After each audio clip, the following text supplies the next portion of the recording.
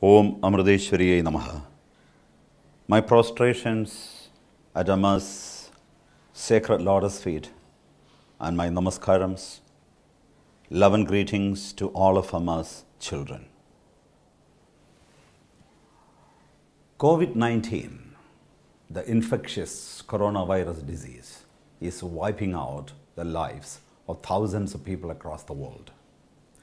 Let us open our hearts and pray together for the peaceful transition of the deceased, for the mental peace of their grieving relatives and family members, for the speedy recovery of those infected by the disease, and for the spiritual strength and self-confidence of the rest of humanity.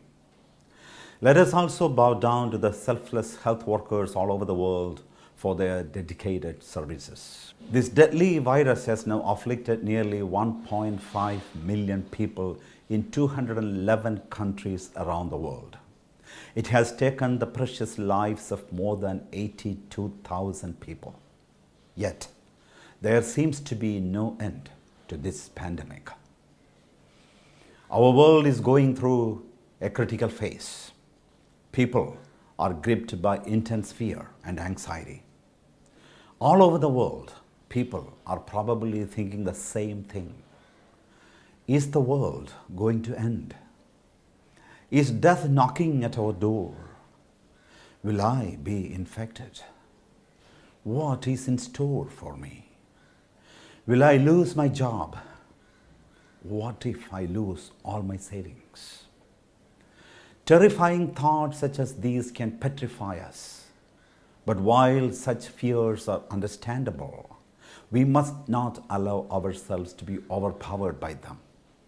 We must move forward with the utmost caution, not only physically and also emotionally, intellectually, and in particular, spiritually. We must not allow self-defeating thoughts to penetrate deep into our minds.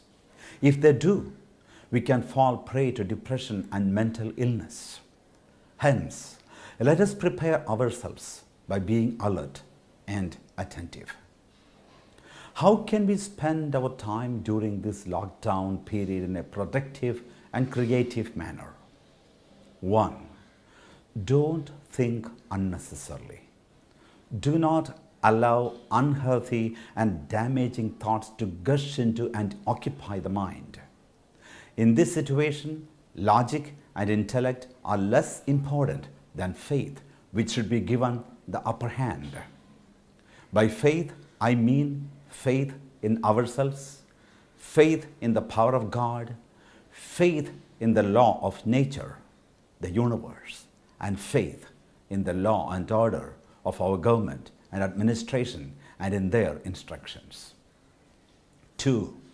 Anxiety and thoughts that intensify inner conflict and tension are not answers to any problem. They will only dissipate your mental strength you have. Remember Amma's words. There are only two situations in life, problems or situations that can be solved and problems or situations that cannot be resolved. No one worries about a situation that can be solved. And there is no point worrying about a situation that cannot be resolved. Go ahead and worry about everything else other than these two. 3. Try to see COVID-19 as nature's law or her emissary to remind us one of the most important lessons we have forgotten. As Amma says, nature is mightier than any force on earth save God.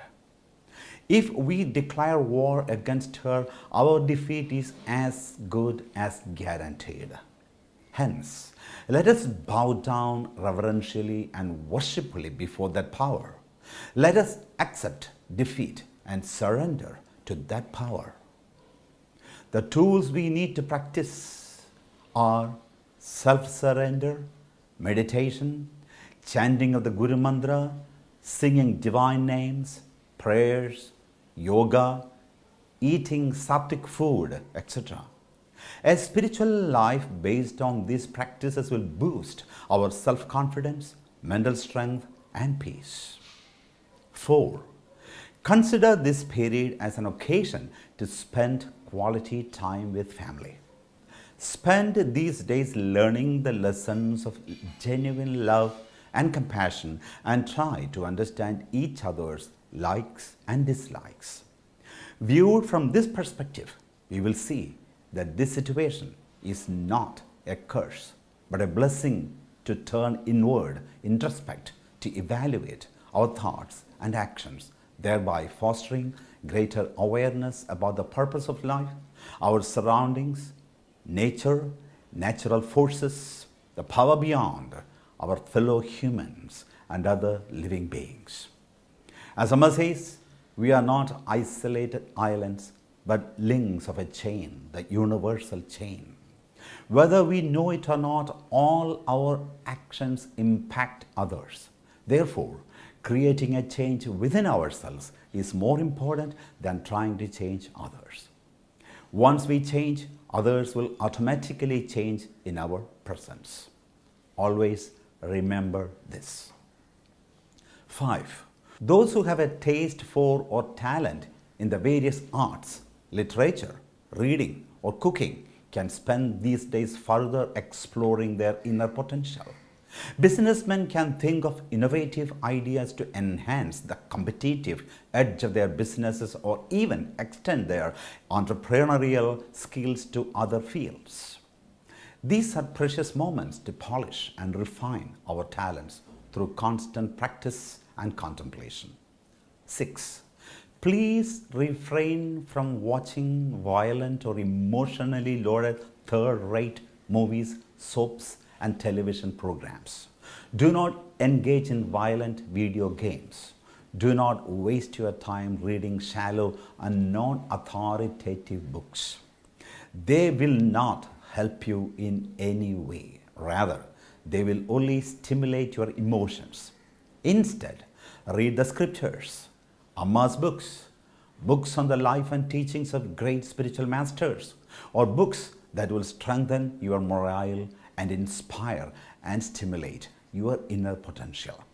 Or listen to speeches and engage in discussions that will enhance your self-confidence, awaken the love within, kindle your faith, and make you feel cheerful. The Hindu faith prescribes Chaturmasya Vrata, a vow that lasts 4 months, during which one engages in tapas, intense spiritual practices. This is observed by all spiritual seekers and sannyasis, monks.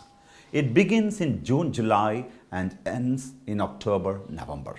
Perhaps we should all take the lockdown as our own Ekamasya Vrata, 1 month dedicated for spiritual practices. Hopefully it won't become a Dumasya Vrata, 2 months, but we really do not know. We have no choice but to surrender and see what comes. So let us strive to see this period of confinement, that COVID-19, as a wonderful opportunity that nature has created to help us focus on our spiritual practices. Life is indeed a tapas. Tapas is necessary to dive deep into any aspect of life. Let us forge ahead with the faith that this confinement is a godsend to learn the harder realities of life through tapas. Instead of accepting the one and only truth, the truth about the oneness of God, human beings have created divisions and polarization both within and outside us. We have been fighting in the name of differences, greed, and selfish motives.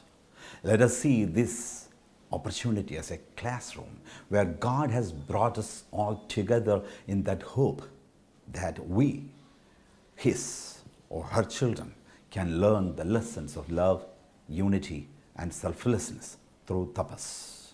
Let us move forward in the light of this understanding and not feel weakened or stymied by the fear triggered by the virus. Whatever begins must end.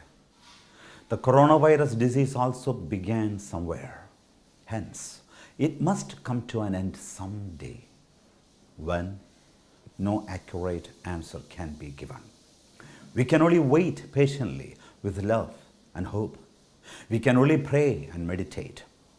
This too shall pass. Until then, hand in hand, let us be united while cautiously taking each step on this untraveled path. I sincerely pray to our most beloved Amma to bestow on us the necessary spiritual strength, devotion, courage, and self-confidence, and to bless us all so that we can win this battle against one of the biggest challenges the human race has ever fought. Om Amriteswariyai Namaha.